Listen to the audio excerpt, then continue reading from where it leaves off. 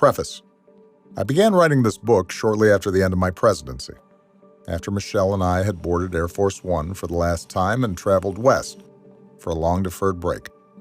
The mood on the plane was bittersweet. Both of us were drained, physically and emotionally, not only by the labors of the previous 8 years, but by the unexpected results of an election in which someone diametrically opposed to everything we stood for had been chosen as my successor. Still, having run our leg of the race to completion, we took satisfaction in knowing that we'd done our very best, and that however much I'd fallen short as president, whatever projects I'd hoped but failed to accomplish, the country was in better shape now than it had been when I'd started. For a month, Michelle and I slept late, ate leisurely dinners, went for long walks, swam in the ocean, took stock, replenished our friendship, rediscovered our love, and planned for a less eventful but hopefully no less satisfying second act.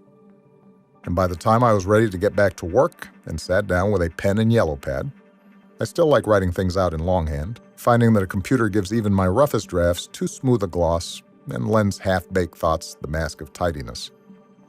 I had a clear outline of the book in my head. First and foremost, I hoped to give an honest rendering of my time in office. Not just a historical record of key events that happened on my watch and important figures with whom I interacted, but also an account of some of the political, economic, and cultural crosscurrents that helped determine the challenges my administration faced and the choices my team and I made in response. Where possible, I wanted to offer readers a sense of what it's like to be the President of the United States.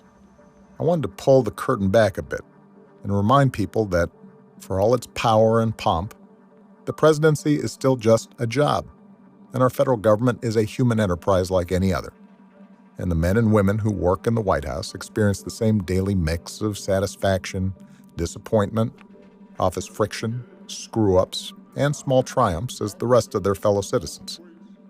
Finally, I wanted to tell a more personal story that might inspire young people considering a life of public service.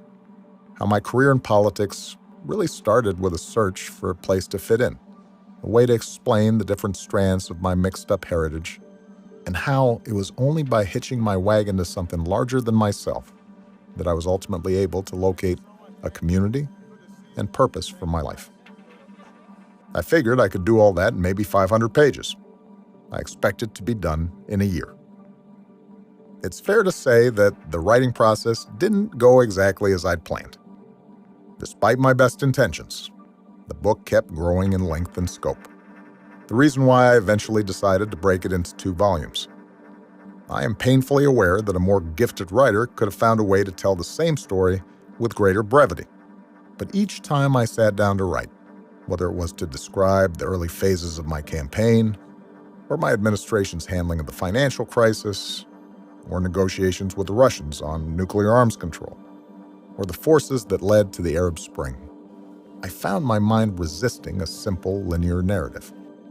Often I felt obliged to provide context for the decisions I and others had made, and I didn't want to relegate that background to footnotes or endnotes. I hate footnotes and endnotes. I discovered that I couldn't always explain my motivations just by referencing reams of economic data or recalling an exhaustive Oval Office briefing, for they'd been shaped by a conversation I'd had with a stranger on the campaign trail, a visit to a military hospital, or a childhood lesson I'd received years earlier from my mother. Repeatedly, my memories would toss up seemingly incidental details, trying to find a discreet location to grab an evening smoke, my staff and I having a laugh while playing cards aboard Air Force One, that captured, in a way the public record never could, my lived experience during the 8 years I spent in the White House. Beyond the struggle to put words on a page, what I didn't fully anticipate was the way events would unfold during the 3.5 years after that last flight on Air Force One. As I sit here, the country remains in the grips of a global pandemic and the accompanying economic crisis, with more than 178,000 Americans dead, businesses shuttered, and millions of people out of work. Across the nation, people from all walks of life have poured into the streets to protest the deaths of unarmed black men and women at the hands of the police. Perhaps most troubling of all, Our democracy seems to be teetering on the brink of crisis. A crisis rooted in a fundamental contest between two opposing visions of what America is and what it should be. A crisis that has left the body politic divided, angry, and mistrustful, and has allowed for an ongoing breach of institutional norms, procedural safeguards, and the adherence to basic facts that both Republicans and Democrats once took for granted. This contest is not new, of course. In many ways, it has defined the American experience. It's embedded in founding documents that could simultaneously proclaim all men equal and yet count a slave as 3/5 of a man.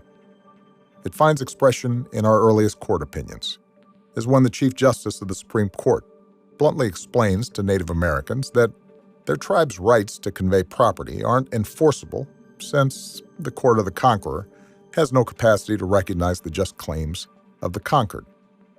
It's a contest that's been fought on the fields of Gettysburg and Appomattox, but also in the halls of Congress, on a bridge in Selma, across the vineyards of California, and down the streets of New York. A contest fought by soldiers, but more often by union organizers, suffragists, Pullman porters, student leaders, waves of immigrants, and LGBTQ activists, armed with nothing more than picket signs, pamphlets, or a pair of marching shoes. At the heart of this long-running battle is a simple question. Do we care to match the reality of America to its ideals? If so, do we really believe that our notions of self-government and individual freedom, equality of opportunity, and equality before the law apply to everybody? Or are we instead committed, in practice if not in statute, to reserving those things for a privileged few?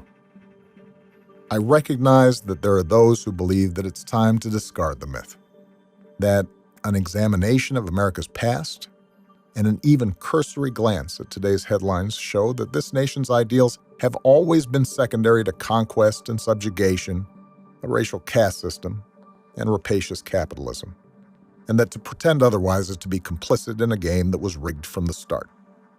And I confess that there have been times during the course of writing this book, as I've reflected on my presidency and all that's happened since, when I've had to ask myself whether I was too tempered in speaking the truth as I saw it, too cautious in either word or deed, convinced as I was that by appealing to what Lincoln called the better angels of our nature, I stood a greater chance of leading us in the direction of the America we've been promised. I don't know. What I can say for certain is that I'm not yet ready to abandon the possibility of America, not just for the sake of future generations of Americans, but for all of humankind. For I'm convinced that the pandemic we're currently living through is both a manifestation of and a mere interruption in the relentless march towards an interconnected world, one in which peoples and cultures can't help but collide. In that world of global supply chains, instantaneous capital transfers, social media, transnational terrorist networks, climate change, mass migration, and ever-increasing complexity, we will learn to live together, cooperate with one another, and recognize the dignity of others, or we will perish.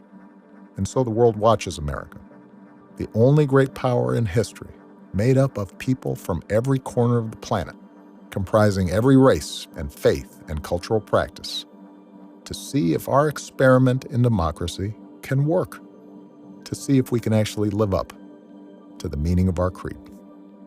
The jury's still out.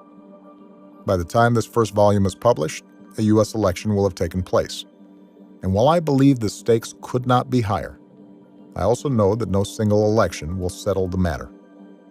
If I remain hopeful, it's because I've learned to place my faith in my fellow citizens, especially those of the next generation, whose conviction in the equal worth of all people seems to come as second nature.